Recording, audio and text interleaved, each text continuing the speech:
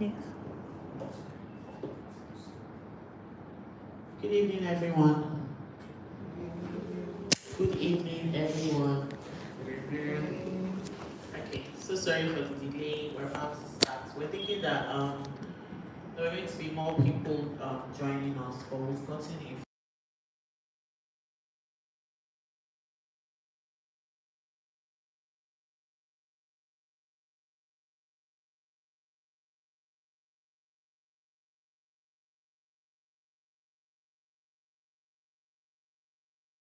a lot of work going on here now.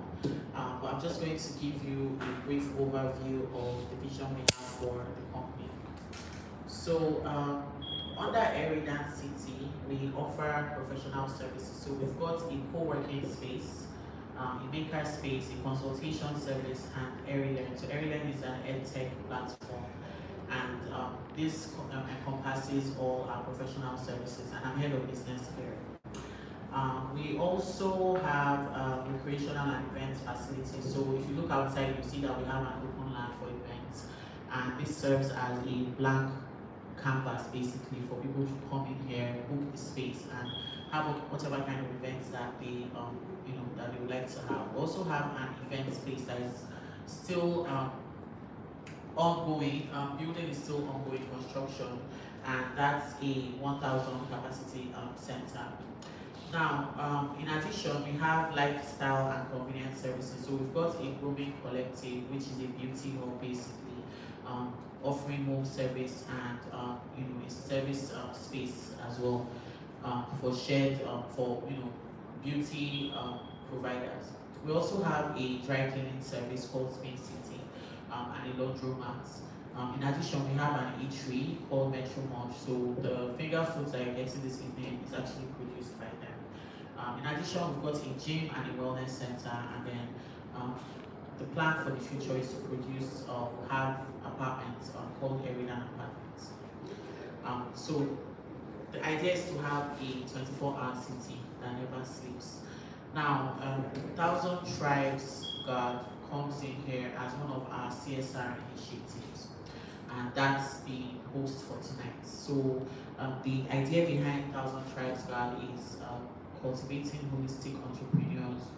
So it's a social innovation initiative that fosters a thriving ecosystem of holistic entrepreneurs in Africa. So that was why we kept marketing this particular fireside chat to the Arena Business Club. So this is in collaboration with the Arena Business Club. The mission of Thousand Tribes Guard is to cultivate a supportive and inclusive community where we have young entrepreneurs who can flourish, balance business success with their personal well-being, and this helps to ultimately contribute to a more innovative and thriving society. So these are the things that make up our unique approach. Holistic support, that's apart from having business skills, we address everything: mental, emotional, and physical well-being. Aside, I mentioned business development. We're also all about the community, so we have a safe space for open discussions and peer support and resources promoting well-being. In addition, we're action-oriented, so apart from knowledge sharing, we also believe in idea generation and then networking, because that really helps a lot with your business. So becoming part of a community that balances business success with personal well-being is what we're after. So that's just an overview. So I just wanted to let you know what Eridan is about and then how Thousand Tribes Guard comes in. This is one of our CSR initiatives. So up next, I'm going to introduce all the members of the panel for tonight. So like I mentioned, I'm Tupe, head of business here at Eridan. And then we have Femi. So Femi is a social innovator and sustainable impact advocate, and he's also the lead for social impact here at Eridan. So please give him a round of applause. Starting here with his beautiful hats. So now we have Judah. Judah is an ML engineer and an AI consultant. So please give him a round of applause. Judah, please. Sorry, I didn't hear you guys clapping. So we have Oladipo so Oladipo Ajayi is a lawyer and he's a prop tech enthusiast. So he runs proptech.limited.ng. So he will also speak more about that. I actually harassed him when he came here to book a space, and he told me what he did, and I was like, hey, you have to be here. So please give him a round of applause. It was really showing Unfortunately, Habib couldn't join us. He sent me a message very early this morning.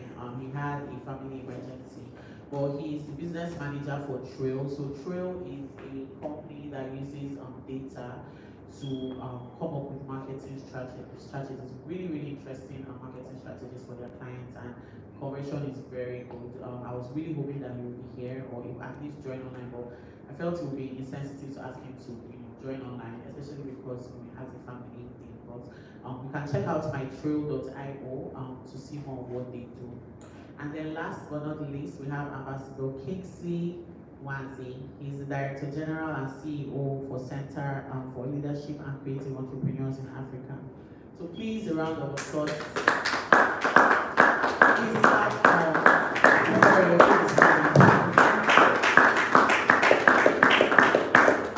Thank you very much, sir.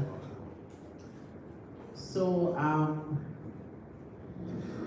yes, so I'm going to hand this over now to our special moderator, Femi. He's going to be anchoring this session, and please just feel free to ask questions and participate as actively as you can. If you guys are at the back, if you guys want to come forward, I think it's better. So, yeah, we can just respect the people that are here and instead of just waiting for people who said they're on their way. Thank you very much, Femi, over to you.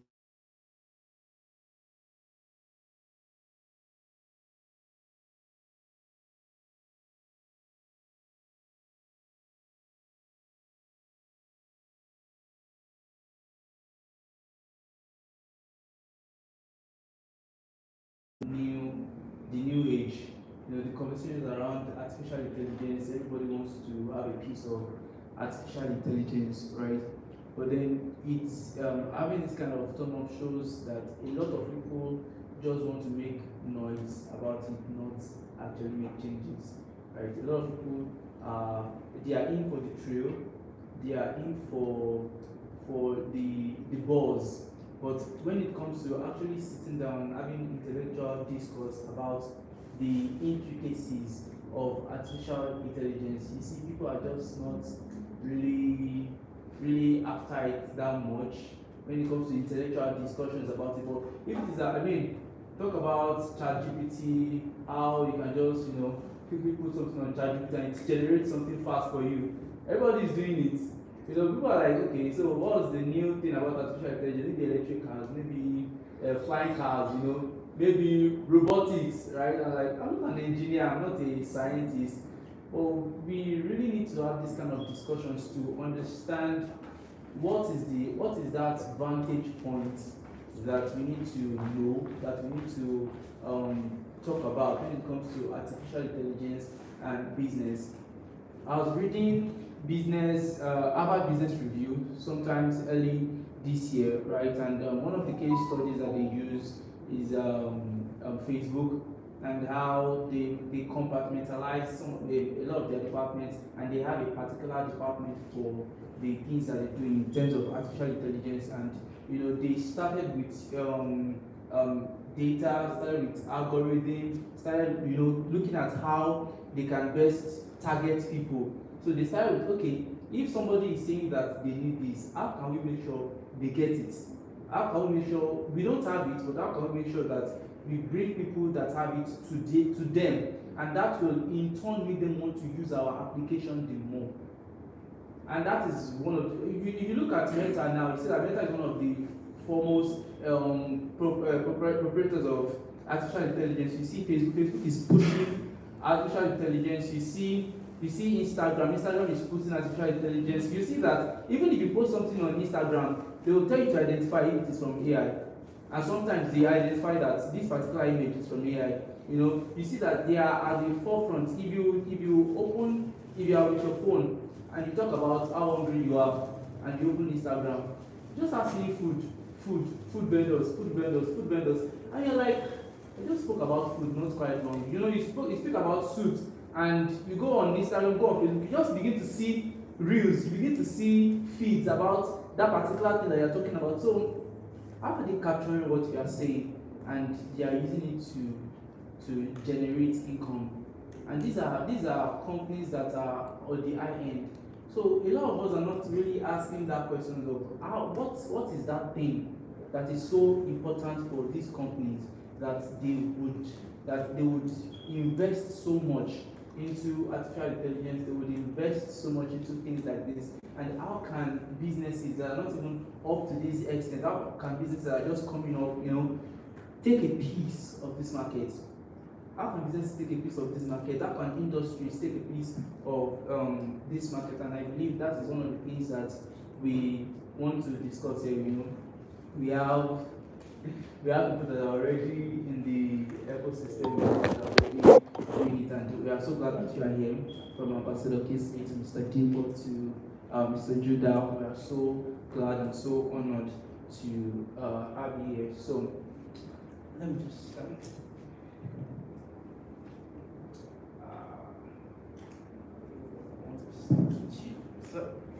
So I'll be starting off by, and don't worry, I hope we are all gathering our questions. We are all going to have a chance to ask 1 or 2 questions, right?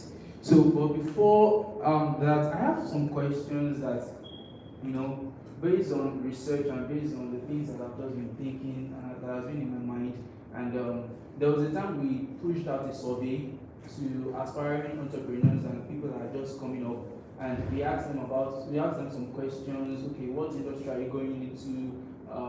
What are the things that have been challenging? What are the things that you need? And we got some responses. So based on the responses that we got, we were able to tailor some questions. So to Mr. Ipo, it came to my notice that you're a lawyer, right?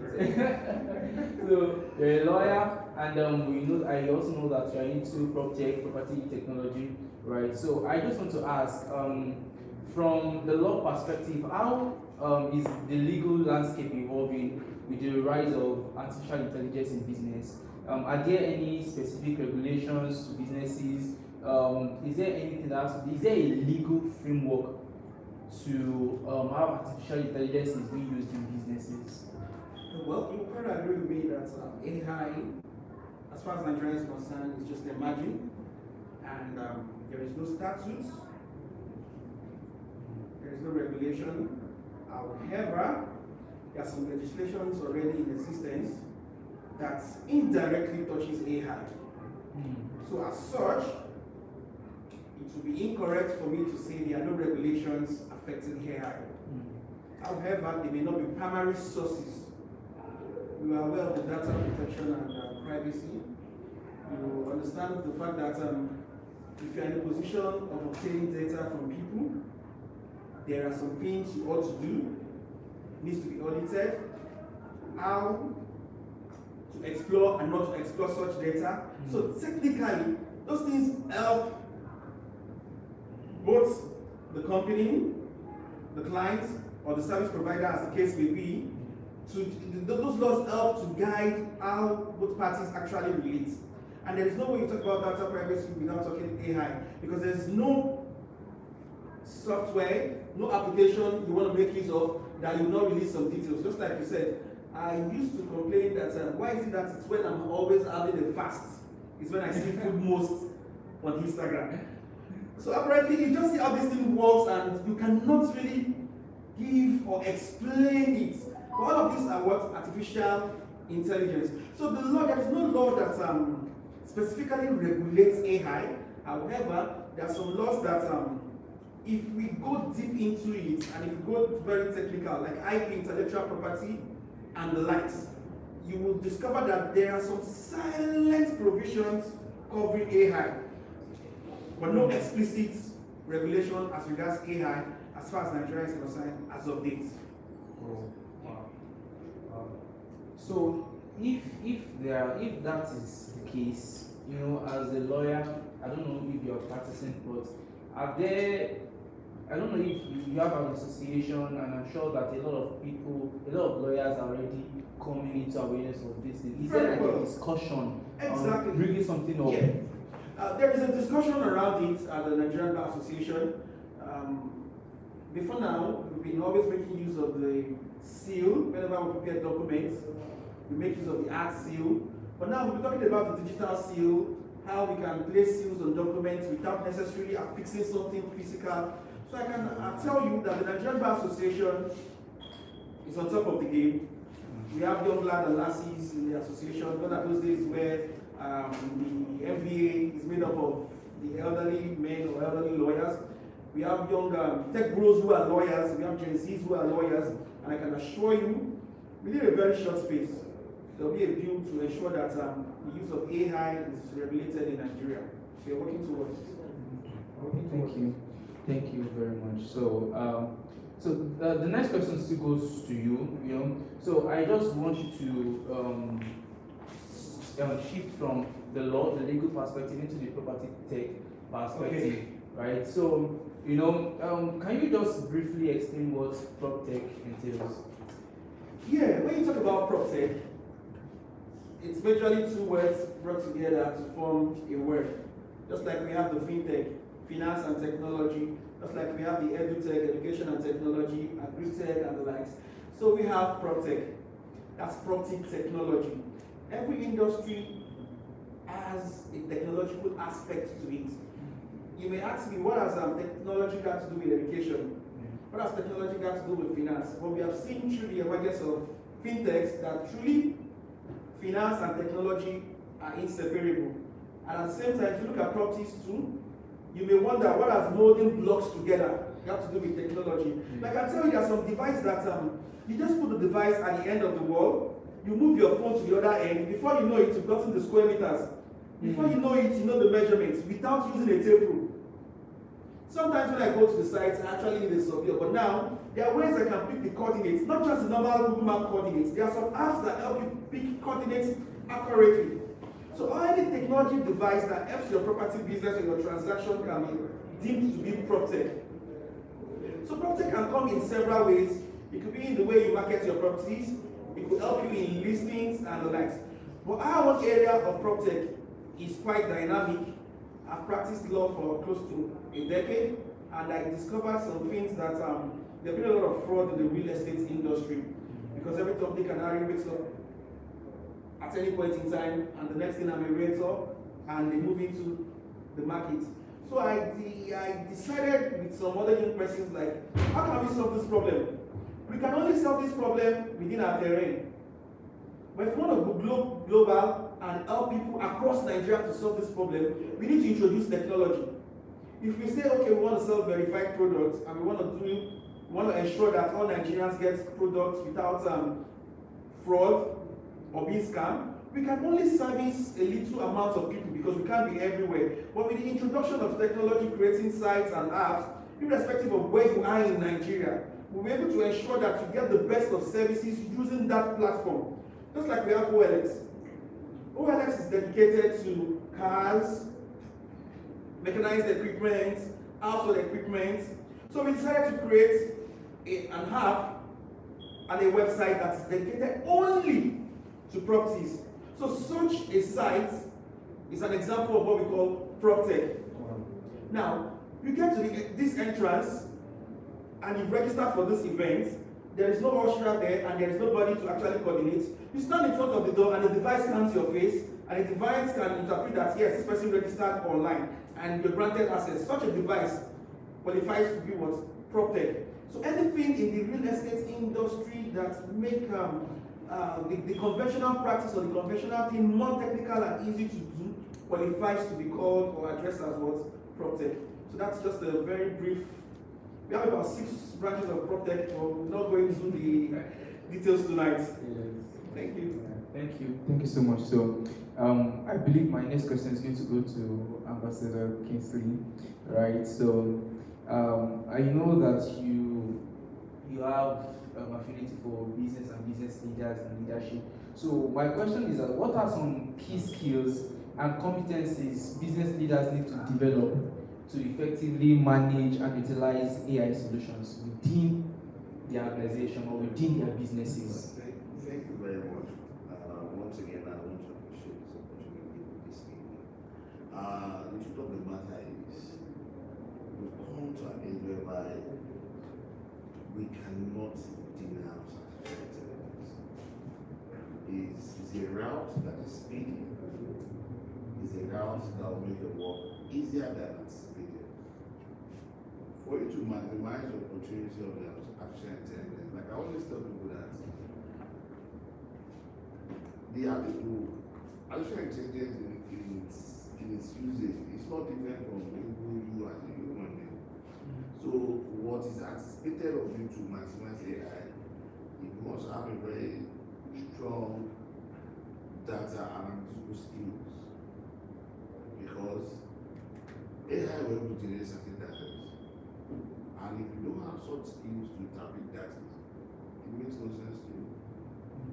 So as a business owner, you must, or a business leader or an entrepreneur, for you to maximize the opportunity of artificial intelligence, you must have a very strong data analytical skill.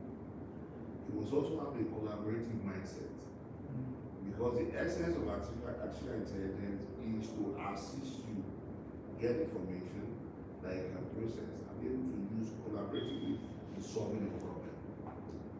You must also have very strengthful strategic thinking ability.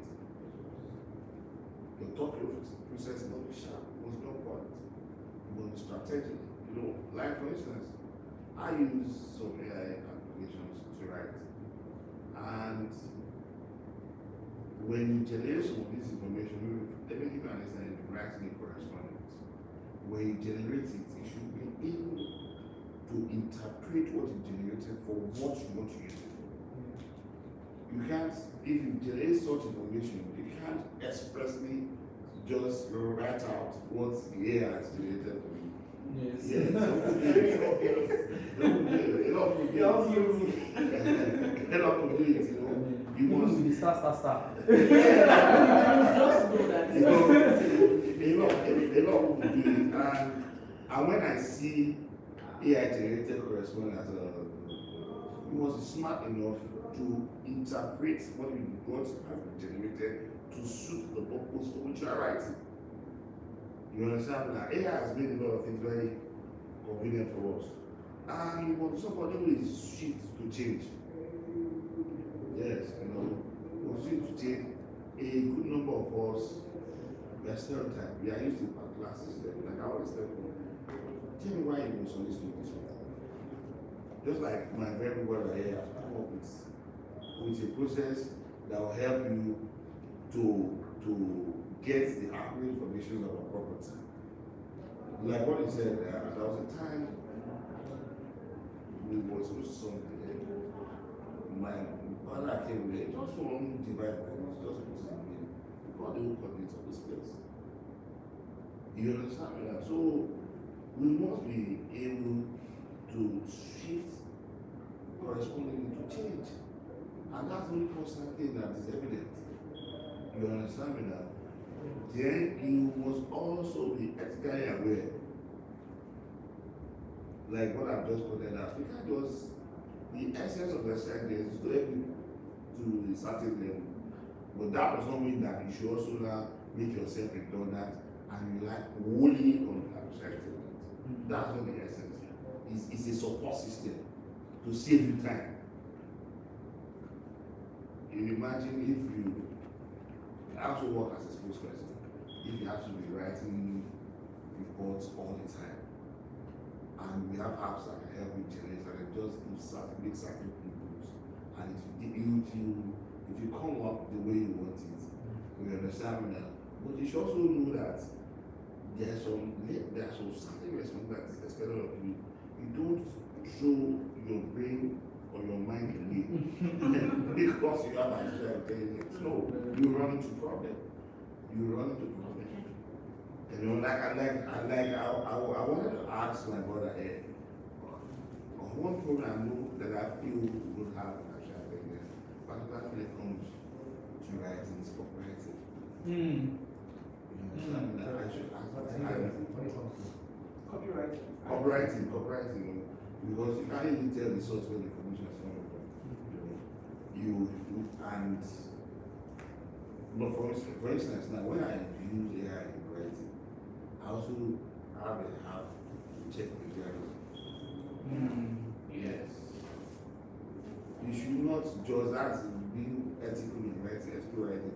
You just pick up an information and just straight out there express it. After writing, putting my thoughts together, whatever I've calculated, I will still take it to a double check for plagiarized words, sentences. And I find that most times that collaborative effort, working in communion with my AI app, and not working. You don't throw the entire responsibility on the AI app or the machine. No, that's not the essence. The essence of the AI protocol is to support. Unfortunately, some of us have become unnecessarily intellectually lazy, trusting the responsibility of writing on AI helps. And it will be obvious. It will be obvious. So like I think pointed out, it was after exploring data and skill sets must have that ability to respond to change swiftly. You understand? It must also have a good strategic thinking ability. You don't throw your responsibility on the AI because they are there. No, that's not the essence. We must be aware that the AI system is to support us, to make our work process easier, but not taking away the responsibility of our thought process. No, it's been designed to think like a human being. So if you now say, because I have what has made writing or my working process so easy, and you now trust all the responsibility on that process, I tell you, you will find yourself in trouble. Yes, you will. Because when you get so used to it, the ability to think will not be there again. Wow. Thank you. Thank you. Thank you so much. I hope we got what he just said. Yeah. You know, I think for me, there was a particular time I had a question. I know the answer, but I needed like a much more quote unquote ambiguous way to write it, right? So I put it up. So what I do is instead of giving it the answer, I just asked the question. And believe you me, it gave me a wrong answer. Actually, it did give me a wrong answer. So then I said, no, this is not the correct answer. Then he said, I'm sorry, and all of that. There's this response that he gives and say, can I build this and all of that. So at times, they do actually, because this is actually being trained, whether we like it or not. The input we give it is that's why you always get the feedback. So is either a thumbs up, or they ask you what's the feedback, is it a good response, is it a bad response? So sometimes you don't know that you are just giving it what you know. You want to say something about that, sir? So you see, a lot of people don't know how to use the AI. You must give reasonable level of information to the AI to help you. You understand? Let me give you an instance right here. I want to write a story about the event that is going on here. I must be able to tell the AI when the event, the day the event, the time, little idea of what happened there. There is a guarantee that at least I'll have like 80% response of what I want. There's certain ways you ask your questions, you get it. So maybe, for instance, that I want to say, okay, I now mention Fuja in the question of asking. Yeah, I don't know who's Fuja. You understand that? Except there's an information somewhere about Fuja. You understand? You know, so it depends on how you also input your questions. But the AI will not give you exactly. That's why also you must have a collaborative mindset. You must support it. It will give you your response midway, at least midway. The rest you have to now begin to it will tell you can modify to suit yourself. Yes. You understand that? But most I don't take it out. Just don't be Thank you so much, sir. Yes, thank you so much, sir. I think my next question, I'm going to direct it at Judah. Judah is an AI expert, as you can see. So, As you can see. yes, he looks like a consultant. So, Judah, this is your talk, this is your area of expertise. So, I'd like you to explain to us in layman's term how machine learning and AI are currently being used to drive business growth. What are the statistics? What are the things that you see based on your research? Because I know that you do a lot of research. So, what do you think? How has machine learning and artificial intelligence being used to drive business growth across sectors? Okay, thank you very much. Such a privilege to be here. I'll stand on all protocols, observe, thank Eridan and then Thousand Tribes. I'm privileged to be here too. First, I would like to just shed more light on AI and machine learning. Artificial intelligence is the field. Machine learning is a subfield. Gen AI is ChatGPT. That's generative AI, right? So there are other, because some people feel like, oh, this is a hype. They're feeling like, oh, we're talking about ChatGPT and etc. I'm telling you, the things that are happening with AI, they are beyond what you're seeing with ChatGPT. Because ChatGPT is generative AI, right? So what that means is you train a model that can generate images, text, and etc. But across the industry, right, there are businesses, there are organizations that are leveraging artificial intelligence beyond machine learning. So you have machine learning, you have deep learning, right? You have supervised learning, unsupervised learning, reinforcement learning, and etc. So AI is simply what my colleagues have shared, mimicking human intelligence.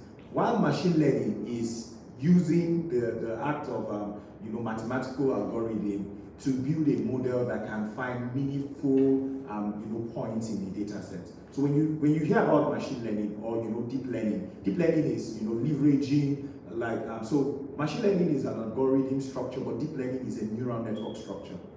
Now, I'm going to be very practical because I'm sure we've heard about AI and etc. So I'll tell you how businesses in Nigeria and abroad are leveraging AI and machine learning. One of my acquaintances, he runs an agri-tech company called Vindies. You can check them out. And let me tell you what they do. In the last 5 years, they have been able to connect farmers to restaurants. So they've connected 5,000 restaurants to 100,000 farmers. Now, when they began, they were having issues, they were having challenges. When they are bringing food from Kaduna and Katsina, and they are bringing it to restaurants here, when you look at traveling by road, it should take 12, 14 hours. Sometimes the trailers will not arrive even after 7 days. Sometimes the chickens will get spoiled. The perishables in terms of tomatoes, they will get spoiled.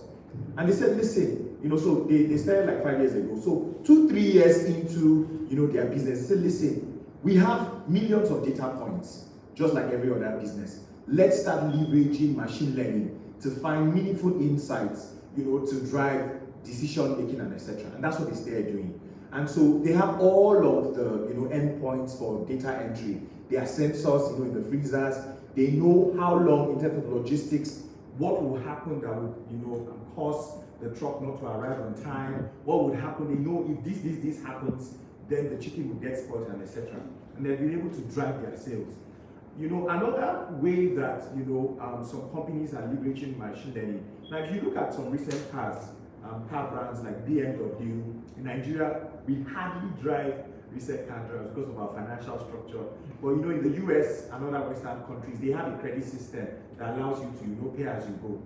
They now have cars that are using the data points that is being generated from your daily use, to actually help you avoid traffic, help you avoid accidents, incidents. When let me give you an instance. You look at Google Map, right, and the data they are collecting. When there is traffic in a place, you can leverage AI or machine learning to know the possibilities of being hit or hitting a vehicle. And so what they've done along with Tesla, because Tesla is driving this very much so. So Tesla is leveraging computer vision, natural processing language to help self-driving cars, right? And to inspire, added value intelligence while you're driving, so that you can avoid certain areas, so that you can have more precaution and you can become more alert. So, but let me just summarize so I don't take too much time. Generally, companies, businesses are leveraging AI and ML to, help maximize, repetitive tasks like data entry, understanding customer needs, social media listening, sentiment analysis. What that means is you need to know what people are saying about you. I've seen so many industries, companies that they do not know what their customers are saying. Sometimes, if there's an issue with 9mobile, they won't call you to tell you. They might say it on Twitter. And so, as a telecom industry, like 9mobile, they should be using ML, AI tools to listen to what people are saying, to scrape that, and then find solutions. You look at Amazon. Amazon has driven their sales by 33%, over the years, because they know what people will need a year before, 2 years before, right? So through machine learning, they've studied customer behavior. You were talking about fasting. Now, you see, when you are fasting, depending on what religion you are at, they have your data. They know if you're a Christian or you're a Muslim. Now, the thing is that there's a unity, that they have, where they share data, amongst themselves. So when the fast, this 40-day fast that Christians do is coming, and they know you're a Christian, or they've gathered data to know that from the site you are visiting, are you visiting Catholic sites? They know, okay, this guy is doing a 40 days fast. He'll need to break. So, they are sharing their data. And, ML is moving on steroids. Or if you're a Muslim, this is the time he's going to break, and etc. But what they do to not infringe on data privacy, even though sometimes they do, is they use federated learning and differential privacy to separate his personal information, like his address, like his name, and just extract the main points that they can use. So I'll say this to conclude. You might look at AI now and think that all of AI is just what you're seeing ChatGPT do, or what you're seeing Gemini do. But I'm telling you right now, if some of you are conversant with banks in Nigeria, some of them, now banks don't talk about what's happening to them, but some of them have been hit in the last couple of weeks. Some of them have been really, really hit. And let me tell you how they have been hit. Cybercrime is now AI empowered, right? We have open source machine learning models that are very powerful, that you can download to your system also, and then automate phishing, automate a malware attack, automate ransomware, and etc. And so what banks, like I won't mention their names, are doing now is that they're investing heavily to use AI to oppose AI attacks. So I'm telling you that in the next 2-3 years, you're going to see banks, for example, I was debited wrongly since August 24th. It shouldn't take that long for my finance to come back to me if they are using AI, to understand. And because generally, if you're debited wrongly, all they do is that they get your information, then they check their database, they see if it's from them or from you, and then they reverse. Sometimes it takes 2 weeks, 3 weeks, but with AI, you can do that almost instantly. Sorry. No. There is a question I have for you regarding what you're saying. So I'm just going to ask the question so that you can now buttress on what exactly it is you're saying. So the question is that what are some emerging trends in AI that you believe will significantly impact businesses in the coming years? I think you're already on that path, so I would like you to just expatiate. Okay, so you're right. Federated learning is an emerging technology in AI that is really going to help and bless us. Meta is a driving force, but Meta is not going to be allowed to release some of their products in EU because the EU is the first, union that has an AI Act. They breach, their AI Act. And what they did was that they used their Facebook users, Instagram users, they used their data to train their models. So let me tell you what Meta is trying to do.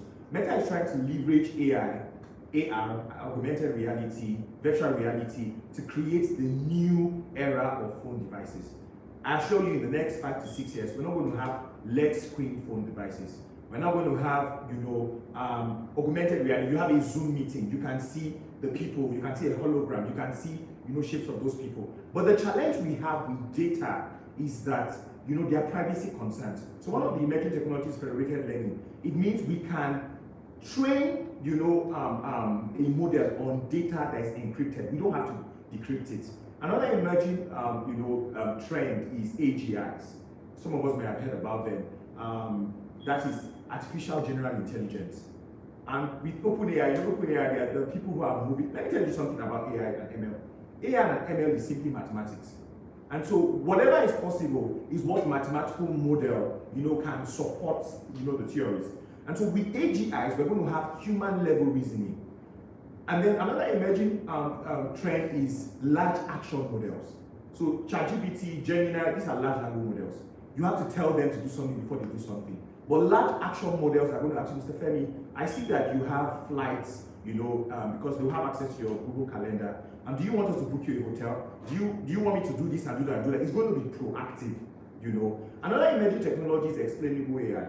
Now, JP Morgan, if you know them, they're a very popular bank.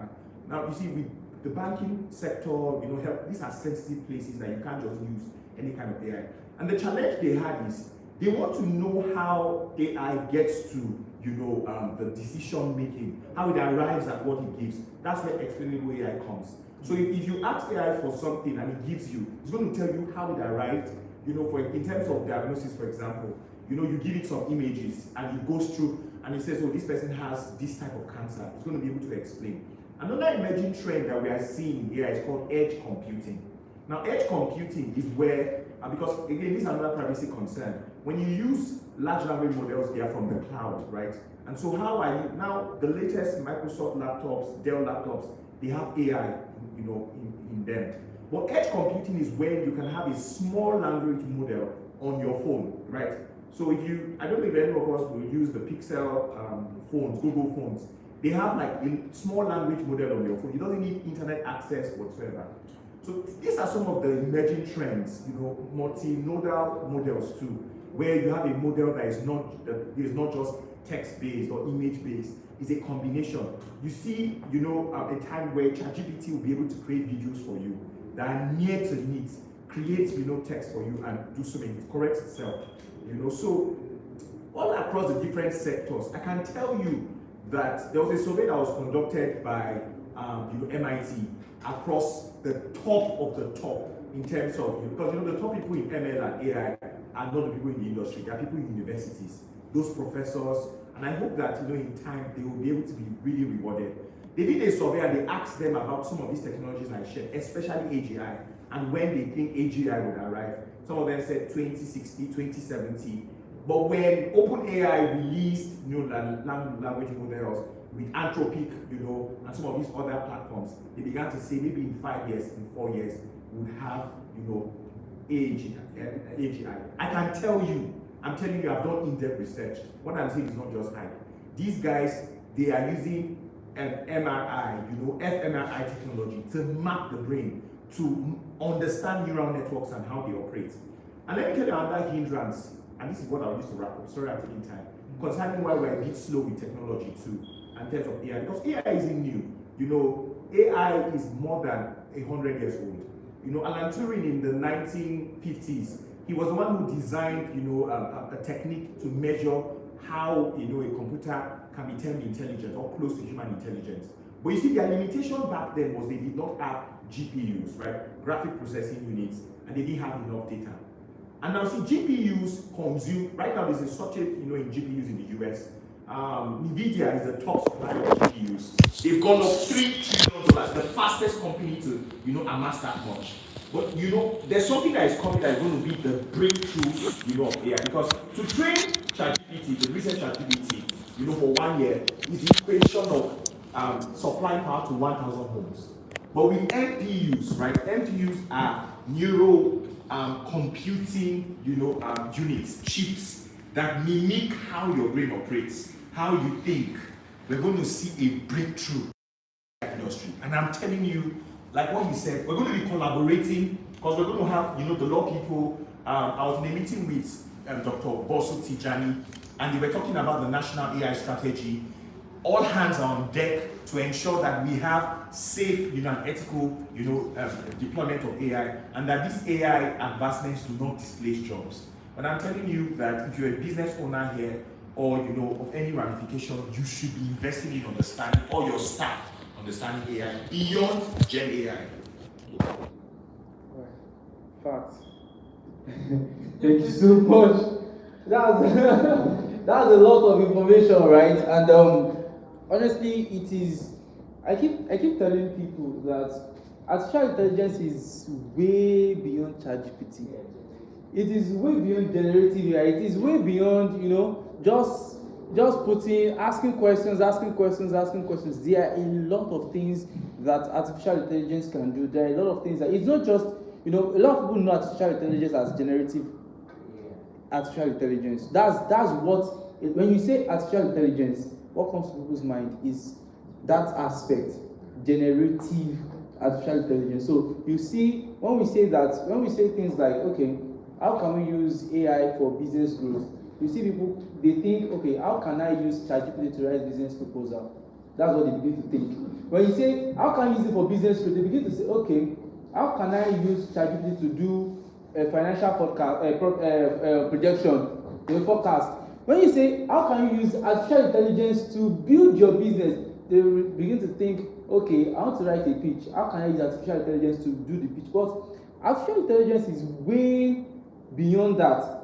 And I honestly believe that this is the time we need to begin to have more of these conversations, more of this, like a family meeting kind of thing, because I believe that sometimes it is not always in the buzz of the big events, because in that big event people might not even actually be listening, right? And there's also limits to what they can share and limit to what they can say. In family gatherings like this, you begin to go in depth, you begin to talk about some things that, even if it is two people that are going to leave this place, they go out there and they begin to impact people, begin to have a ripple effect.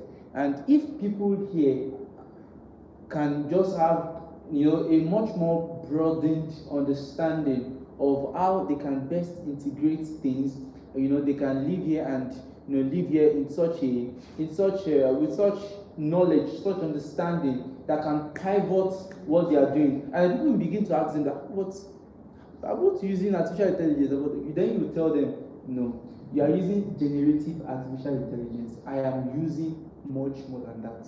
Right. So I think I want the next question to be directed to Ambassador Kingsley. I want you to just give us your opinion. How do you think artificial intelligence is going to transform the future of work in Africa? There is, just like what he has said, majority of the examples that you gave are, outside Africa, outside Nigeria, outside Africa. But within the context of our continent, within the context of our country, how can artificial intelligence enhance, how can it impact the future of work in Africa and in Nigeria particularly? Yeah, please. Like some of the points my friend brother has made about artificial intelligence, I thought, let me just open up mention.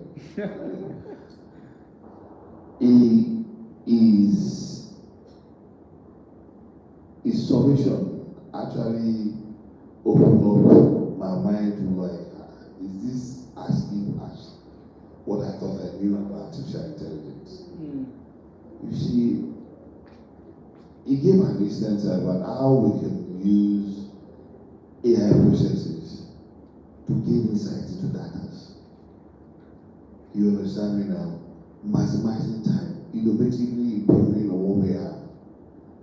And I think the only way we can speed up the big gulf between us and the developed nations, AI is a fundamental thing we must look at. Very fundamental. That's the only way we can at least we can get to a reasonable level and can tell ourselves that we're actually making progress. Because that, through the advent of AI, we can be able to speed up processes that will take us a lot of time within a very short period of time. Like, for instance, now, like you pointed out that our customer behavior. My brother here said something that they know that certain things, and it's true. Go to Facebook, you see that when they know that you have interest in, that's what they feed you with all the time. You need to get inside our customer. You use the AI process to know your customers' behavior, what are your best-selling products. You understand me now? And tell me, what are the kind of products I need to engage in? What kind of services do I have to engage in? The AI process can help you with that. It can obviously help you with that, bridging that speeding up the processes for you. Then again, it will help you to avoid repeating tasks. There are certain processes you keep doing the same thing all the time, anticipating a better result, but there's no way you go back to where the same result that's always giving you is what it will give you. To avoid repeating efforts, AI can help you address that issue. And I think same thing in Africa. Like I always tell people, if you anticipate to be like America, then we rest assured that you must surely go through the same process that America went through to get to where they are today. You must be deliberate about developing yourself. It's they're just mirror for us, but what I realize is that technology actually is really helping us. I want to give you an example. Let me digress a bit.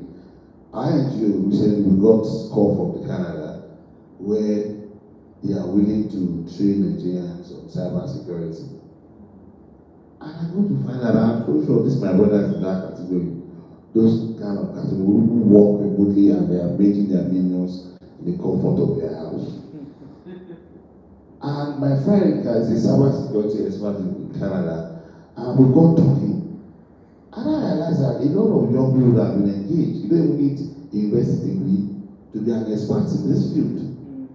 You understand me now? That's the essence of that's what AI can do for any business. It helps you to speed up the process. And COVID-19 actually made us realize that these things are what we need. There are a lot of people who use AI apps, AI processes to do business till date. And there are some companies, they don't have address, they don't advertise, but they're in business. When I say business, they're in good business, making money. How? Using technology. And AI processes is one of such technology that can use to remain in business.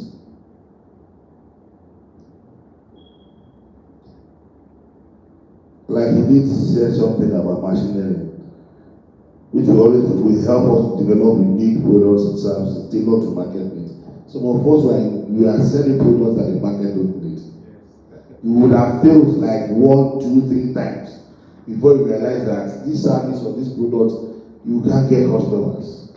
But if you deploy the AI process, if I'm telling you, this is what exactly you need to do.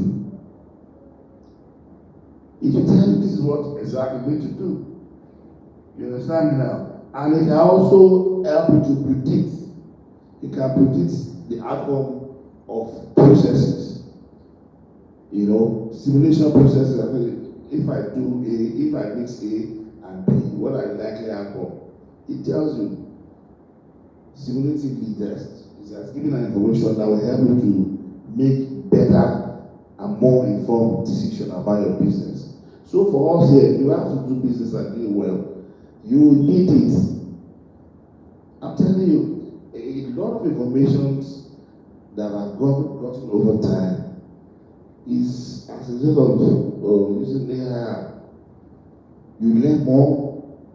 There's some articles I write, some things that comes to my mind. And there's some things that comes to my mind I want to write on. Once I put it there, it gives me an insight. And I flesh it up.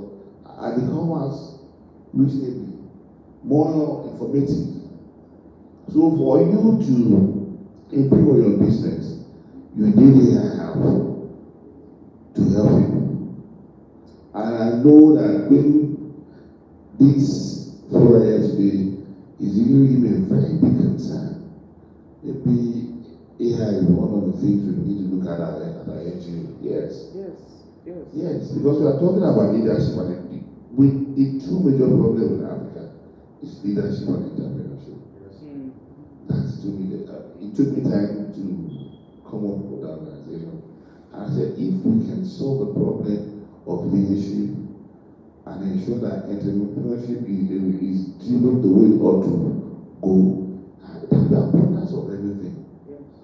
If you have the right leadership, you have the right policies. Yeah. I just don't want to go for it.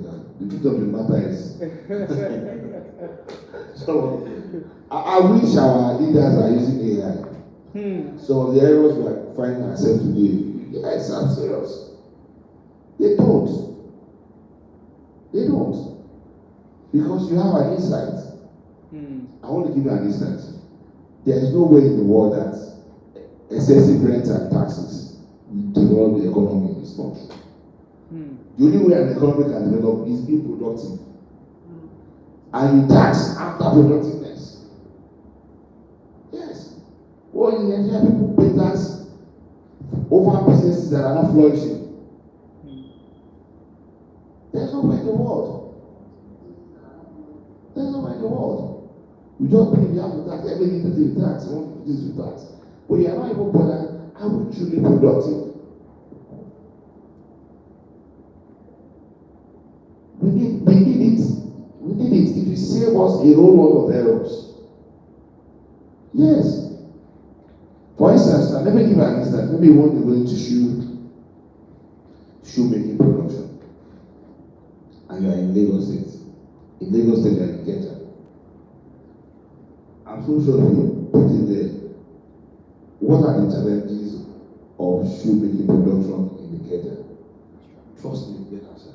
Yes. And if the answer is not favorable, what would that be? Yes, you have it. Don't bother. It's a tool we need for forecasting profitability for any business. Even as a business owner, let's say for instance you're having issues with generating customers. You ask the process, how best can I generate customers? After I've done quite a number of things, in marketing products, there are questions at least, even if you don't have an accurate answer, you have at least 60% of what you anticipate as answer over there. So a lot of us are not even maximizing the process. And that's why I'm so grateful to this organization for bringing up this kind of a program. And I'm hoping with time we'll be able to take the campaign further than as it is here. This same unemployment issue we're talking about, there are a lot of questions we can ask.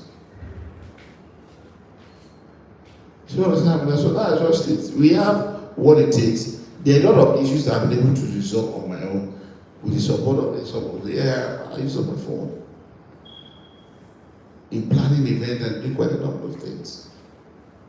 So that's my solution. Thank you. Thank you so much.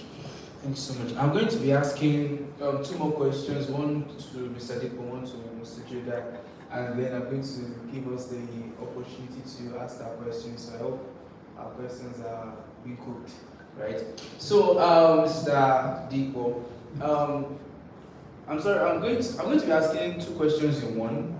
So one is going to be on PropTech, one is going to be on the legal aspect of artificial intelligence. So the first one is, when you were talking the last time, you were saying some things about the PropTech and the things what PropTech is all about, and you were mentioning about some things that is being done in PropTech in terms of tools that are being used and all of that. You also mentioned that there are 6 aspects of PropTech, right? So I just want you to quickly give a brief overview on that aspect. I want you to tell us what are the specific examples of how AI is being used in the PropTech sector.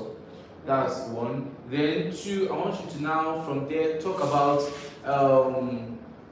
how as AI is being integrated into businesses, what are the ethical considerations that needs to be addressed. So I want you to just marry the two together. Okay. Yeah, basically, how do AI help in the property sector? Just like the way AI help in any other sector. One, helps you minimize costs. In the property sector, we do what we call a BOQ, bill of quantity. It's always plus or minus. But with AI, it can be more accurate. AI will tell you, in this particular area, should I build a high rise or a bungalow? You know, there are some areas where if you put an high rise, you will not make profit.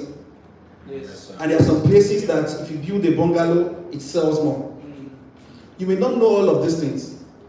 Take for instance, in a place where a plot of land is worth about 10 million naira, and you want to build several high rise. Mathematically, it doesn't make sense. Knowing the cost of cement, the cost of decking is like you are buying another land, and another land, and another land, and another land. So why don't you just have several bungalows when the cost of the land is not as expensive as decking one? And why do you think you have more high rise in the Korea and the likes? Scarcity and then cost. So these are the things AI help us to do, because a lot of people, you may have seen online that sometimes, you know, the best investment might not even be owning a house. Yes. That capital you're supposed to have it. It's better you have a capital running, generating profits for you at a specific age in life. So AI helps to tell you at what stage should I venture into this type of a property business. At this point of my life, should I venture into land flipping? At this point of my life, should I venture into building a high rise or for rental income? So AI helps you. AI helps you to know the kind of specific business you are to do at a specific time. And I do tell you, just like I said, AI is not a witchcraft. It is what you feed it with. Now, I am very young, but at the same time, there are other young guys of my age that AI may tell them to do a specific type of property different from what I am doing or what I would likely do, because our financial status is different. So AI helps you calculate a lot of stuff, your age, where you live, the resources available, the cost of land and the likes. So if it wants you to go to Lekki, if it wants you to invest in Lekki, AI will not be telling you to buy an high rise. AI may be telling you, rent an apartment and start a shortlet, because it knows that is what you can afford in such an area. So it helps you solve a lot of problems that you may ordinarily not have thought of. And AI helps us dislodge what we call set patterns of thought. Growing up, they will tell you as a young man, the first thing to do is to have one plot of land anywhere in Lagos or anywhere. You travel and start monitoring one land you bought in the Ekpe for 1 million naira, and the cost of fuel to flow is 60,000 naira. They are calling you on they are busy tampering with it. Another 60,000 naira is going down the drain to that exact place. Of which there are so many investments you can do with that 1 million naira within a short space, that you'll be able to afford a better property. So those are the things AI help us to do. Then when we talk about ethical consideration, there is no time you make use of AI. AI always issues a disclaimer. Be careful, because every information you're releasing may be used subsequently. Now imagine as a lawyer, I intend to make use of AI. Mr. Lagbaja approaches me. He told me how he robbed the bank, and I want defenses available to him. You know, I'll be doing a disservice to my clients if I write that specific name, because AI is collating those details. You may think you're solving the problem, but you know you'll be exposing yourself to liability in the long run if that subject matter becomes a public discourse, and the person can actually prove that he has not spoken about that thing apart from you, his counsel. So how do you want to deal with that? So please, my advice is, when making use of AI, let's know when to stop. Let's know when to stop. That is why you see it sometimes suggests some things you like. When you check a brown shoe, the next thing is showing you green, black, gold. If you have not done brown, it's not going to pop up with every other kind of shoes. And one thing about AI, like I said, they are programmed. They give you based on what they supply info based on what has been imputed into it. Take for instance, you at a point in time, you have asked AI the legal defense available for a specific person who had stolen, and unfortunately you mentioned the name, you mentioned how he did it. A subsequent person at a later time can come and ask a similar question. Don't be surprised if it gives that life scenario of that client of yours you had actually imputed. That is where the breach comes in. So I would advise people, when it comes to AI cannot be smarter than human. Just like I told my colleague, laws are made for men, not men for law. I don't know if you get that. So when we are making use of AI, You are the Lord over AI. Don't let AI be your Lord. So as at the point you are imputing details, please try to curtail it. But most of the time, what we do is we are lazy. Take for instance, I want to write a demand letter. I will say, okay, GT Bank or XYZ Bank is owing Mr. this and that. What stops me from saying ABC Bank is owing Mr. WXYZ? And at the end of the draft, you substitute ABC for this and the other person for this, but we just want it hook, line, and sinker, and it doesn't work that way. And at that point, you would not say there are breach of privacy, because in the first place, you had released such information. So there's some defenses that will not work for you, because in the first place, just like most of the cases in the bank that happens to do with fraud, they will tell you have compromised. If there is a compromise from your end, if you have released your PIN to a third party, you are just reducing the liability of the bank. So it also works the same way in that sector. When you reveal too much information, you are also doing yourself disservice by not being discreet. So basically, when making use of AI, the challenge is data breach. And at some point, when you submit some write-ups for academic purpose, we all know we have to put reference professionally. You will never see reference. AI will never give you reference. It will list it. It is not left for you. Okay, he has given me this. How can I tailor it? How can I make it work for my own purpose? There's what we call Law Pavilion. Law Pavilion is more or less like a package created for lawyers. It helps us in doing research, law reports. Then I discovered that we wanted to subscribe, and I saw a package for judges, a package for lawyers, and I'm wondering, are we not in the same profession? But AI understands that a judge would be somebody who is bringing two different arguments together, doing a critical review, and coming up with a standpoint. Why a lawyer is someone who is looking for the strongest position to support his own clients. So it was at that point I now felt, it is not because you are both in the same industry. The package should actually differ. So what you're looking for, or what you want, is actually very germane when using what?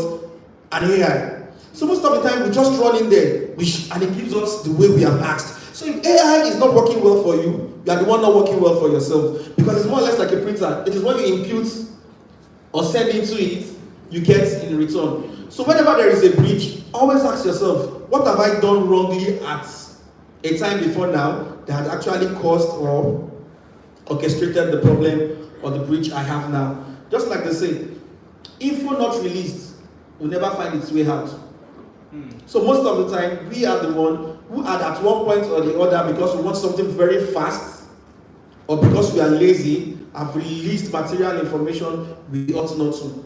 So basically, Nigeria is getting to that place. There are lots of deliberations on how we can ensure that AI do not breach privacy. So over time, I know we'll definitely get there. You may all have been aware of the guy in the United States of America who used AI to make songs. He put it on the platform, and he started streaming, and he started making money. And they were wondering, who is this person? He made a whole lot of money that they needed to arrest him.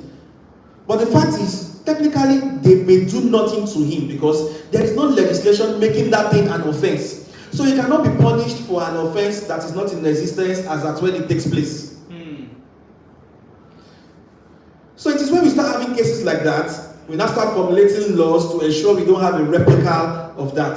That is why I would say to you, this is actually the best time to take advantage of AI. It's just like MMM and the multi-level marketing.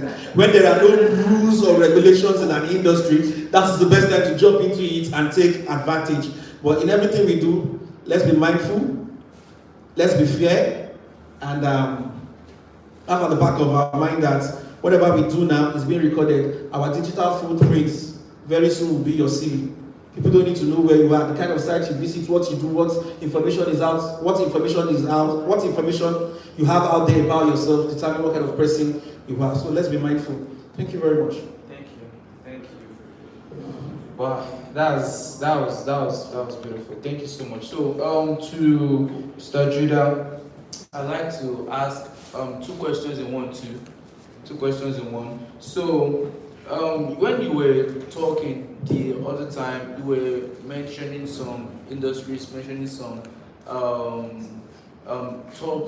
people, top industries out there, top companies, top organizations out there, especially outside the purview of Africa. So, I would just like to ask, how can small and medium-sized businesses take advantage of artificial intelligence without significant upfront investment? You know, look at what Facebook is doing, look at what you said JP Morgan is doing, and we know that these people are heavy on funds, they are heavy on cash, they have the money to invest in these things, they have the money to buy this, buy that software, buy that. But let's come back to grassroots now. Small businesses, medium businesses, businesses that are just coming up, how can they still utilize artificial intelligence such that they, you know, a lot of people are saying that, oh, I can't do this because of the cost, I can't get that done because of that cost. You know, some people even know about certain software that they know that might help them ease their ease the business that they are working on and all of that. But looking at the amount, looking at what dollar, and you know, most of these things, in fact, all of them are in dollar now, dollar rates. So looking at what dollar is saying right now, looking at what the economy is saying right now, and these businesses are like, oh, we know artificial intelligence is the future. How can we still jump into it? How can we still have a piece of artificial intelligence without upfront investment in terms of funding, in terms of cash? So what's your advice for businesses like that? Okay, thank you very much. Yes, that's a very, very important question, because when you look at the drivers, I think there are about 7, the big sharks that are driving, you know, AI and innovation. They have funding, right? Google's latest model, they spent almost $200 million training its Gemini, right? When you look at, so there's a lot of finance that you need when you want to, you know, train a model or release a model. My advice would be to define the problem. What problem do you want to solve? Just understand fundamentally that whether it's AI, whether it's machine learning, whether it's deep learning, whatever technology, you know, in the field of AI, it's about mimicking human intelligence. Although, you know, it's augmented intelligence, so it means we will not, or we should not allow it run by itself. But there will be certain scenarios where, you know, AI will run by itself. Because the idea behind, you know, the fathers of AI, right, that, you know, drafted AI and etc., like John McCarthy and all of those people, the idea was to create, you know, a workforce that doesn't need to eat, doesn't need to sleep, do you understand, that can support innovation. What I would say is define the problem. If you are, let me be very practical. Imagine that you run a school, you know, you have students, right? What data sets do you have? You know, find a way, that's the first thing, start collecting data, right? What have been the challenges, you know, in your school as a school owner, right? Or if you own a restaurant, what have been those challenges? What data do you have? You need data. That's the first thing I would say. And then the second thing is, you won't have the resources to have on-premise compute, right? And what that means is you won't have the resources to get your own GPUs, to get your own, you know, servers, you know, and etc. So leverage cloud infrastructure, right? Google is like the cheapest provider for cloud infrastructure. So what that means is, as a school, if you have, depending on what, you know, the level of data you have, do not just put them in Excel sheets. You know, pay for BigQuery, right? They have their online database, right? It's very cheap, honestly. Sometimes $1 a month and etc. And then as a school, sometimes they give thousands of dollars in credit for free, right? So I think it comes down to research, right? As a small business, research, define your problems, you know, leverage, you know, like what Eridan is doing, attend events, right? Ask people questions, right? And also find, you know, because there are a lot of tools. Let me give you an instance now. Imagine that you run a media company, or imagine that in your company, your job is to create PowerPoint presentations, right? If you do sufficient research, you find out that there are AI platforms, free platforms, where you can generate PowerPoint presentations. What will take you 4 to 10 hours, right? So generally, define the problem, because your problem might not be a generative AI problem. It might be more than that, right? Your problem might be to find meaning, you know, through millions of data points. If, as a small business, you feel uncomfortable feeding your data into ChatGPT, explore the option of utilizing open source models, right? OpenAI, this ChatGPT, Meta, etc. They have open source models on platforms like Hugging Face. You can download them to your laptop, even to your phone, if your phone has very good, RAM. And then you can now, so instead of pushing the data into a model, like you said rightly, ChatGPT knows where I work. Sometimes I'll ask it an entirely different question, and we say, oh, you can do this for, and I'm like, you're keeping, because that's what they do, right? So generally speaking, do research, find there are always open source, free alternatives or paid tools, right? So let me tell you one thing I do. When I have meetings, because I consult, and so when I have meetings, I would record the meeting and then I would transcribe it, and then I would be able to use some of the open source models I have, keeping my data private to, get deeper meaning beyond, because let me tell you something, some of these models were trained on 99% of all the data on the internet. I'm telling you, they literally scraped the internet. So Perplexity AI, for example, is an AI platform that will give you links to everything it shares with you, will give you references. Because they are different, but ChatGPT is more generative AI. So it's to take in, chew, and then give out. So that's what I would say, invest in cloud infrastructure, do research. If you have a small team, let someone be in charge of doing research. Let them find out what AWS is offering, Microsoft Azure, Google Cloud. Find out, just tell them for the next 2 weeks, I want you to research. The moment you do that, you go beyond Gen AI, right? You go beyond ChatGPT, right? Because you have sufficient research. And another thing I would say that is also very important is that you need to look for opportunities that are online. Now, the UN is seeing the possibility of AI helping us to achieve the sustainability goals, right, for 2030. And so there are some agencies that are offering grants, right, that are offering, investment. Google just opened an AI fund, with NICA, 100 million naira, 10 million each, and that's just the beginning for small businesses. So if you have an idea, let me give you an instance. The mortality rate for women who give birth is 51%. It means that 51% of women who give birth die, right? And Google did a research and found out that one of the reasons why they die is that in remote areas and rural areas, they are far from the hospitals and they don't have, car and means of convenience. And I've not been married before, but if you've been married before, you know that, your wife can get into, labor, contraction in the middle of the night. And so if you have a startup or a small business that says all we want to do is to collect data, right, on hospitals, where they are, with people and etc., there are some funds that will invest in you. Because right now, we shouldn't even, one thing we should be talking about now is data. Because most of the models that are being made do not have us in insight. So if you're a small business, let's say you are into food or a restaurant, you can create a small thing and say, what we're going to be doing in this small thing is collecting data, food data, and you can end up selling it. You can end up saying, Google, I have this data on food in Nigeria, and I want to sell this, in return for credits. So another thing I would say to just round this up, so I don't take so much time, is research for opportunities. I'm telling you, Google, Amazon, Microsoft, they have non-profits that they are running to bring, that's what they call, for them, they call it inclusion and AI. Now, this is the last thing I'll say. I know that was the last thing I'll say. Stanford, right, was the first institution that created a model for machine learning in healthcare. They did this more than 50 years ago, but they refused to release it because they did not want inequality, right, in terms of the healthcare access we have. Let me give you an instance. Now, let's say that the average Nigerian, when you go to the hospital, you need to sit, wait for 2-3 hours, before you see a doctor. Now, when you're leveraging a machine learning model, right, even before you see the doctor, all of your electronic health information has been analyzed by that model. You've answered questions. And you might think, oh, it's not as intelligent as a doctor. How many journals, medical journals, can a doctor read? An AI model can read every medical journal that's ever been written since the Egyptian days. Because the Egyptians, they had libraries.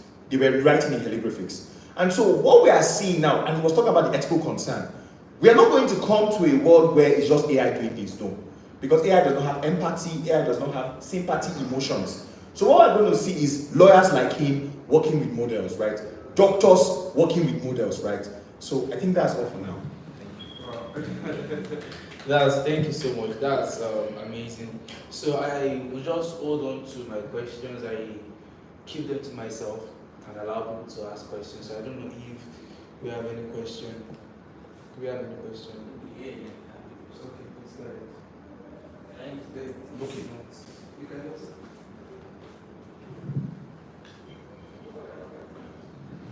So thank you very much for this session. I really appreciate it.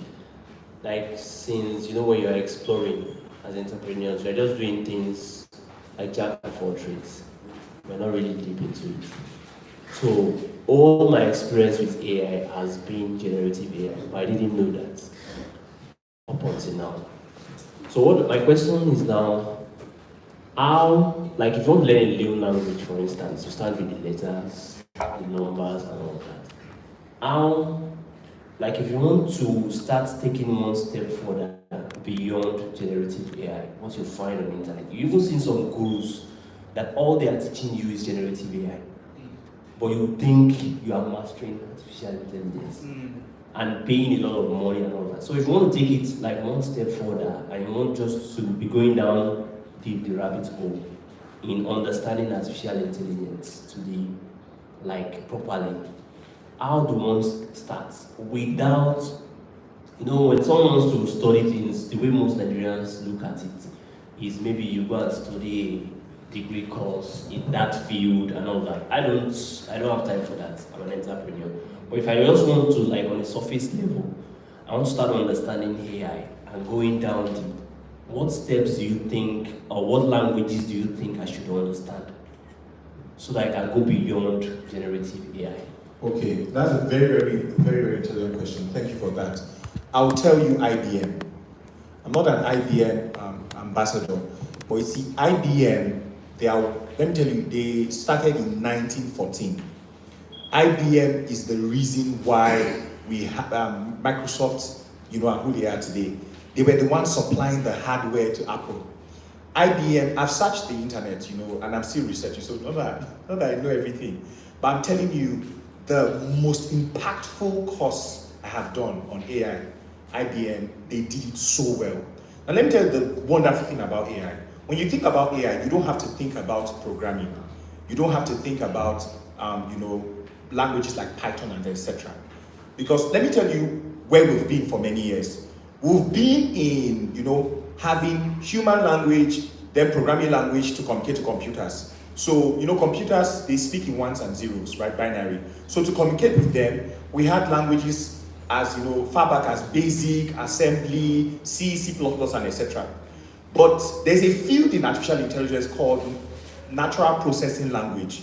And the aim of that field is to bring us to a point where you no longer need to code to get things done. So we have platforms like Data Robots, you have, amazing platforms where you don't need to code. You can, if you know any developer, web designer, programmer, or whatever, ask them. They are now seamless, AI, assistants that help them code.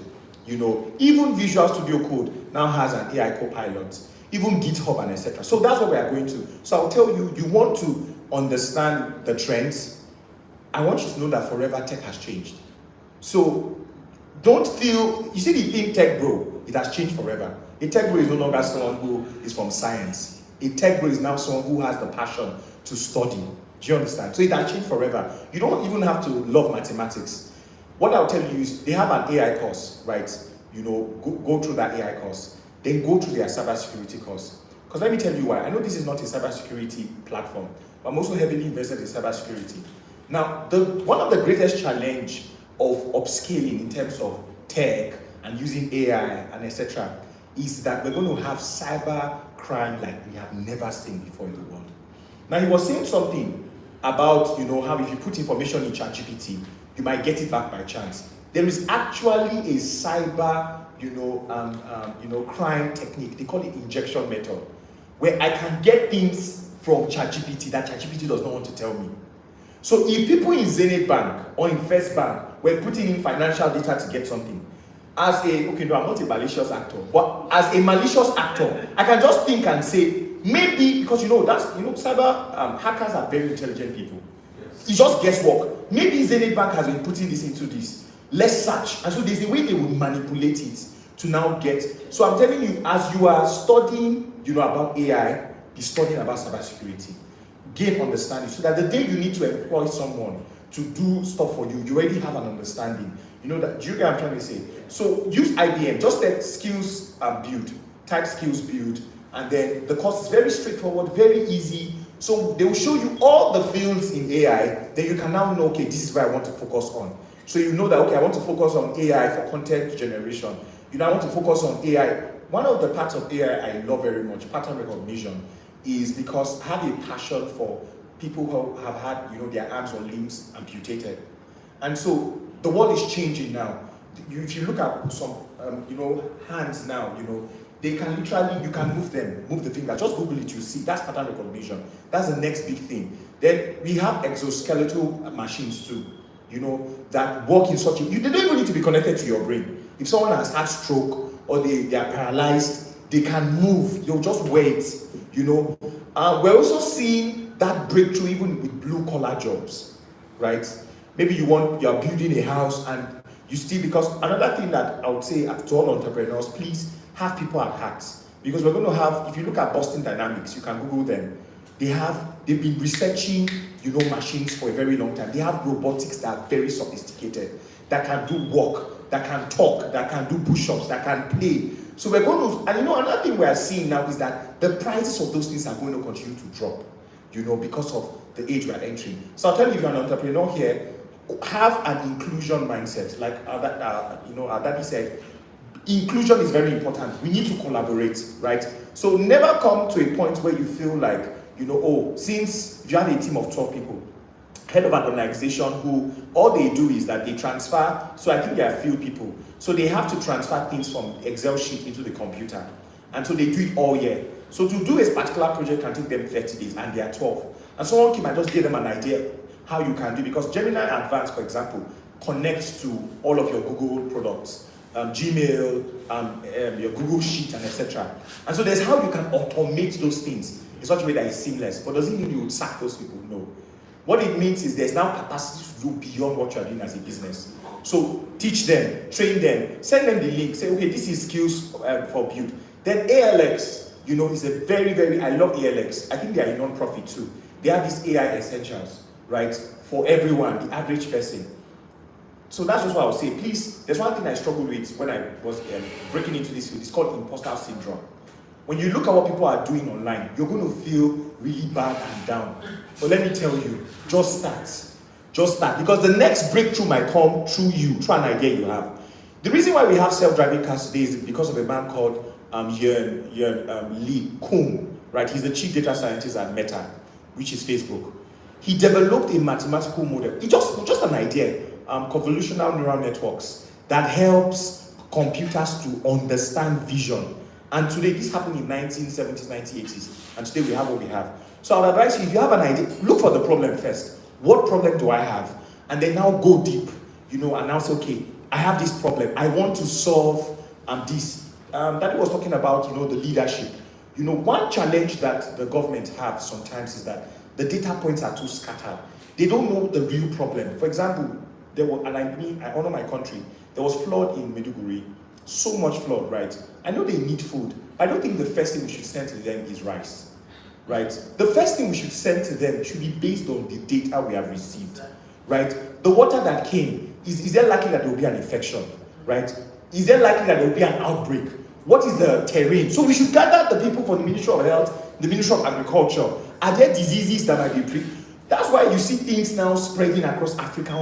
These things they could have been, So do you know that a startup, you can do that as a business. I'm going to be gathering data for the government. And you go to the Ministry of Health, Ministry of Education, and say, this is what I do. Whenever there's an issue, you respond to them. And say, based on these diseases and etc. So I think, if you want to add to No. You know. And we're learning so much, like. Yes. Just like what Can I you said. ask one more question?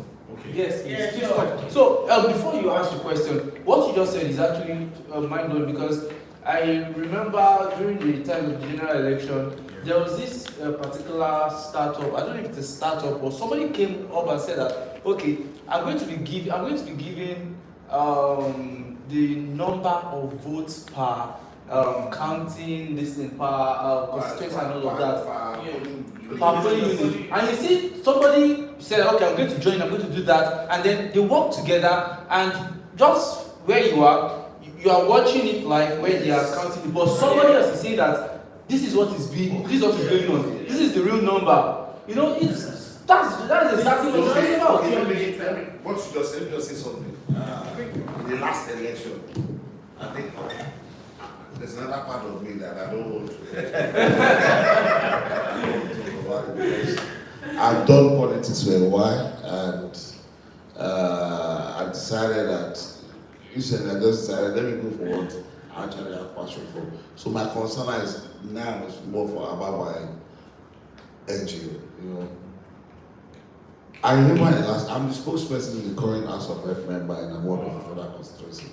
So, but I don't want to talk about that. I want to talk about my organization. That's my concern now. I think I'll make more impact on the organization than that. Yes. We had a situation and it helped us. We had a situation and I want to go deeper. And we created a means of communication, let me put it that way. And we're getting on point all the votes that were coming for us from each of the polling units in that board of federal constituency.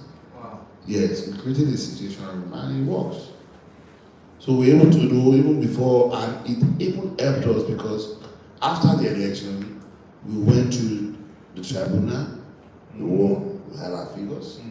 We went to the Appeal Court, we won. Why? Because we had our data. Yes.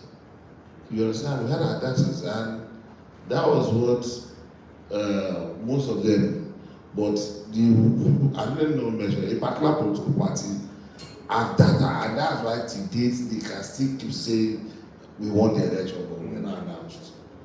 You know, it's just the only thing, and unfortunately, there is a system because they don't even understand. The Nigerian politics is so unique in its own style that if whatever you're doing, it was also take into cognizance those peculiarities. Yes, those peculiarities. So I believe, you know, like this Friday, we're going to talk after that. And I sincerely want to thank everyone. Don't give up. We'll keep putting our heads together to see what we can do.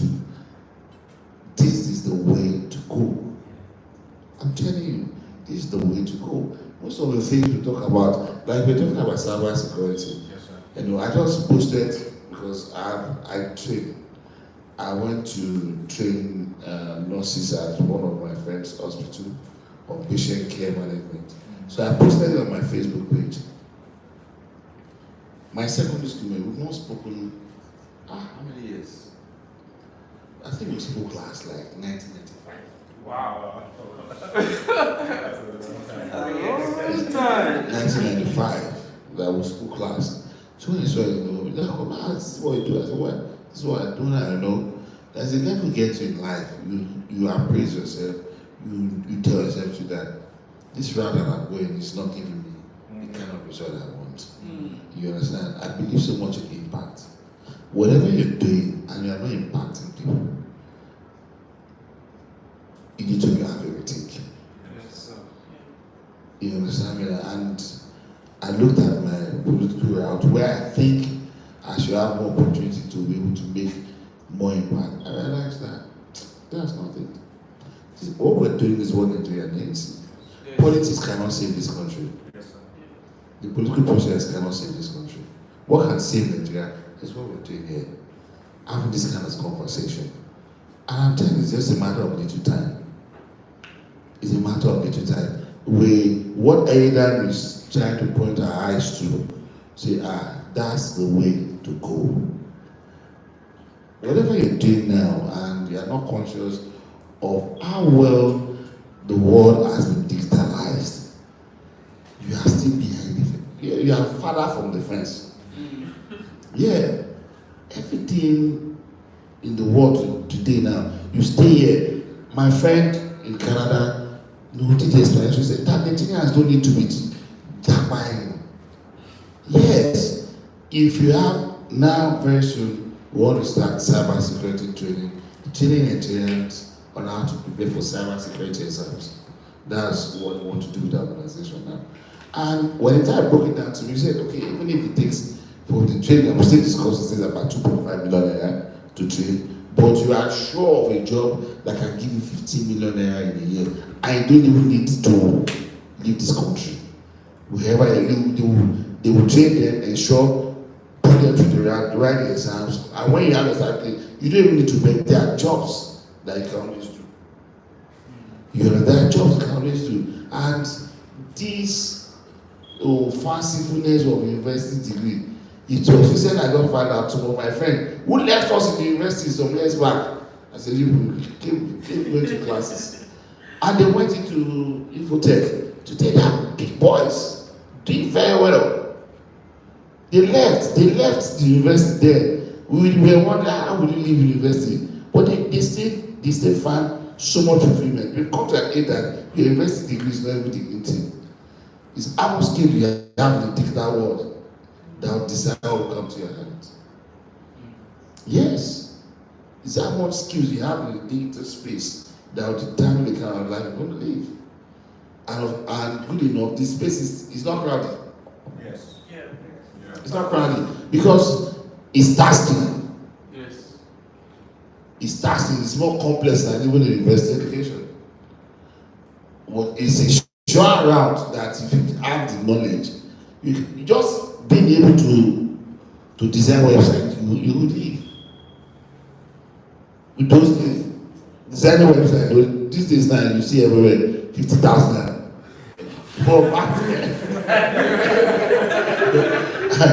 like what my brother just said, yeah, now I now do that. Even those guys at the very website, they are using AI powered. It's 50,000. Yeah, 30,000. They say come and do a 50,000 on the website. You understand that? It's because of AI. There's a process. Because back then, you write out. You do all sort of things. You need to gather pictures and all that. But these days, you just give them just your face. They wear you nice clothes. You understand? So if you are not thinking digitally now, you are doing yourself a whole lot of disservice. Yes. But there are some people who don't have the regular kind of restaurants. But they cook every day. Yes. Every day, and they have customers. They don't have they cook in their house. You wonder, I know of a lady opposite where I live in Fireside now, a 2-bedroom flat. Nobody lives there. It's just for cooking. Wow. Yes. Does that happen? This one. I said, you know, does all of everything. I will not ask her. I know that she has pages on Instagram and all those kind of things. You understand me now? The world has gone so digital that if you don't begin to look that direction, you are plaguing yourself. Yes, you are plaguing yourself. So once again, I said I want to appreciate every day and my co-partners for having this kind of forum, and I believe that it will stop here. Let's begin to look at this discussion and see how we can be cascading it to different sectors. And max opportunities that are there. Thank you. Thank you so much, sir. So your question, I think that's what you see. So there's a way. Okay, I know you are aware of IBM Watson, right? You know how it works. And then he was mentioning something because he's a lawyer. So people are of the opinion that IBM Watson probably is going to replace lawyers and all of that and so on. So it is with all of these AI technologies that are coming up. So what I do, I'm a social entrepreneur, which means my own focus is finding a problem and looking for the best, like the fastest solution to such problems. It might be in the grassroots, it might be anywhere. So what I now do is that instead of engaging, because if you want to engage a lawyer or something, you have to find a budget, you have to find all of those things to engage them. Not only lawyers, can be a content creator. So what I do is learn like the rudiments of that field, and I'll find the generative AI that corresponds with maybe the field. If I don't find, I just merge or integrate about 4 or 5 together to arrive at a solution. So it was mentioning something about maybe ethical or legal implications and all that. What do you think about that? I don't know if the question should be directed to you or you. Okay, yeah. Well, basically, you're not the first person who's going to say something like this. They've always asked what lawyers they do. You will not know what lawyers are doing until you run into problem. That is the fact. He has said it. AI knows nothing about emotions. Yes. You may run into a problem and you're consulting AI for defense. AI may not tell you that anger constitutes defense. AI may tell you, okay, intoxication may. But do you know the moment he attacks me or I see him molesting my child, immediately I give him a slap. You know I can go scot-free. But reverse will be the case. I see him molesting my child, I do nothing, then I come back in the evening to slap him. AI may not be able to understand that there is an element there, provocation, instantly, the emotion that made me slap him. And to you, who has been consulting dictionaries and different AI, may not know that, oh, provocation is a defense. So there are some things we get to know on the streets that are not even contained in the books. And it's what is contained in the books you will find in AI. So that's the difference. We're not saying you should not use Google for your agreement. Use Google for your agreements. We're not saying you should not draft deed of assignment, power of attorney. Fine, the basic things are going to be there. It will tell you arbitration clauses, whether to go for arbitration or litigation. But it is not AI that is arguing in court. It is not AI that was speaking for you at Alausa police station. It will tell you these are your rights. But you can't do without professionals. You can't do without professionals, sincerely. You can't do without professional. It's not actually an attack on a professional. No, I'm just letting you know. It's not. I'm just letting you know. Sometimes you may be driving and you just feel the Google wants you to pass a specific way, but you know deep down that this is not the best decision at this point in time. Yes. Google Map. Very true. Every time. Very true. Put that in your business.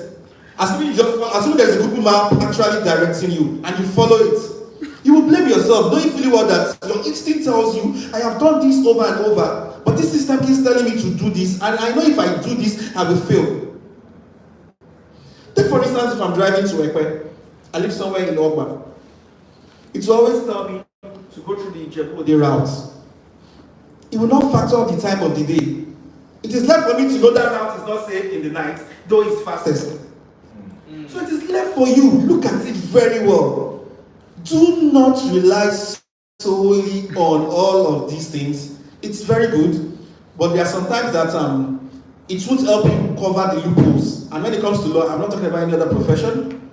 In fact, even other professions. I've heard of ladies come online and say they develop people. They will have small pain and start relying on Google to interpret the pain. Some have diagnosed themselves of kidney problem when they don't have kidney problem. Because the system will tell you if you have this symptom, this is the problem. If you have this is the problem. But all these things still evolve. There are still some symptoms that they may be seeing that is associated to some disease that the AI does not even know.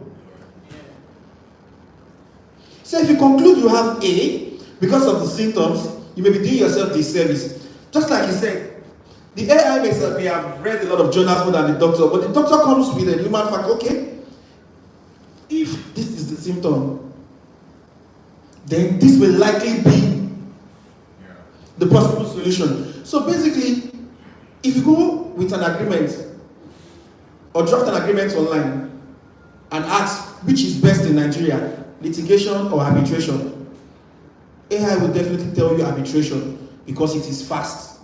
Unlike litigations where you need to have cases in court for 3, 4, 5 years. But it may not remember to tell you it is very expensive. You would have added arbitration clause, and now there is a dispute between you and the other party, and you cannot even afford to go for arbitration. When the contract sum itself is not even worth up to half of what you pay for an arbitration session. So sometimes always consult. It may not be very expensive. That solely rely. I have a lawyer who was whose license was retrieved from him or her, I don't know the gender, in the United States of America. AI gave him a case that does not exist and submitted it to the judge. That was unethical. That was unethical. And I know how that person may have gotten that. Somebody may have told AI in the case of so, which was wrong. And AI got the info and reproduced. And she or he used for a live scenario without verifying. So sometimes, please, let's try to apply caution. I'm not a science person, but then we've seen things on field where people tell you, "Hey, lawyer, I've drafted my agreement. All I need is your signature." We will do it. But you don't know there is always a clause. Details was supplied by clients. What have I done? I have limited my liability. If it becomes a problem, I will tell you I didn't do my due diligence. The details were supplied by you before appending my signature. But you won't see where I'm writing it. Can't even decipher it. Because if you see it, you won't pay me my professional fees. And then I want to teach you a lesson. You think you are very smart. What I'm supposed to do for you, you've done it yourself. No problem. I make my money and I go. Because you came to ask for what? The signature, and not what? Help me do due diligence in respect of this transaction. So you have come to tell me I've done my due diligence, just rubber stamp. And I'll tell you, before rubber stamping, I followed you solely, and I do it. So please, even we lawyers, the truth is we make it of ChatGPT and the likes, but we don't solely rely on them. So I would not advise anyone to solely rely on ChatGPT. If you are mindful of his conversation, he has always been saying 99.9. You will never hear him say 100%. And I put it to you, you will never say 100%. And that is the fact. Thank you very much. Wow. that was interesting. Thank you so much. So I think for me, my contribution is going to be that as you are a social entrepreneur, there are so many people in several fields that have heart for social impact. We have lawyers that have heart for social impact. We have business leaders that have heart for social impact. My standpoint has always been collaboration against competition. Yes. That's for me. That's what we call the redemptive framework. It has always been collaboration against competition. I don't believe in competitive analysis. Let me just say, but I believe in collaborative analysis, whereby you look at the market and see, okay, this is my area of strength. This is my area of weakness. Who can I partner with in terms of my weakness? And who is weak can I partner with in terms of my strengths? And that way you come together and you see that you guys are moving faster. And I believe that is what we should begin to do. So such that there are some things that you know that artificial intelligence might not be able to give you the human feel of it. Then you can now begin to do your research with the same artificial intelligence and search for organizations that are in that line, that are in that field, in that industry, but they have an harm given to social impact that you can now partner with. And that way you begin to realize that you're able to move faster, you're able to move better, and they might even have certain existing structures that can help you do things faster. So I believe that this is a wonderful session, and we are also conscious of the time. We don't want to keep everybody waiting. This is Lagos State, you know. This is Lagos. So I think I'm going to be appreciating the panelists once again, Mr. Judah, Mr. Tipo, Ambassador Kingston. Thank you so much, and the participants. Thank you so much for coming. So I'll be handing over to my reputable host in person of Dupe.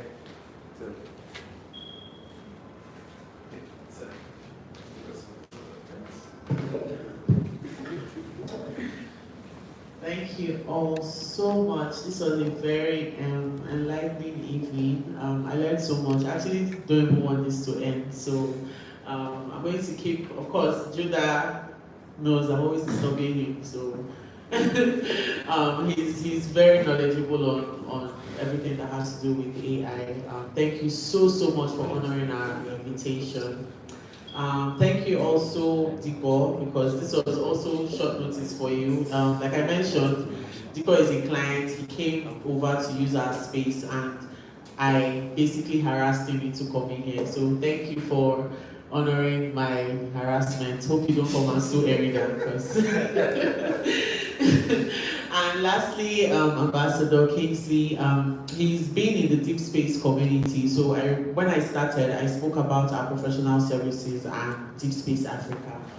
So Deep Space Africa is an innovation hub for hardware innovators.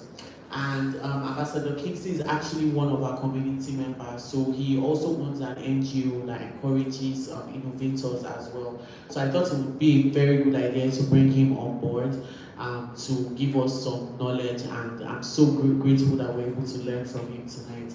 So thank you so much to the three of you for honoring our request. And thank you to Femi, who took his time to also get the questions ready and just help with making sure that tonight was a success. And thank you also to every one of you who took your time to come here. We're hoping the conversation doesn't end here. We're going to keep having this at least once every month. Just keep on having conversations, not necessarily AI, but on impact and entrepreneurship and taking Nigeria forward. So thank you so much, everybody. I don't know if you guys have finished your food, but we still have some packs of small chops and drinks. And it will be a good time for us to network as well, exchange numbers. We spoke about collaboration and working together. So yes, let's have those conversations. Thank you so much, everyone, and good night. Before you go, he said, so complete confess. Yes, sir. This what he does is that he does something for nano-protective, so that even if you fall, it's solid. So it's very like Nano? nano-protective of Chinese. Okay.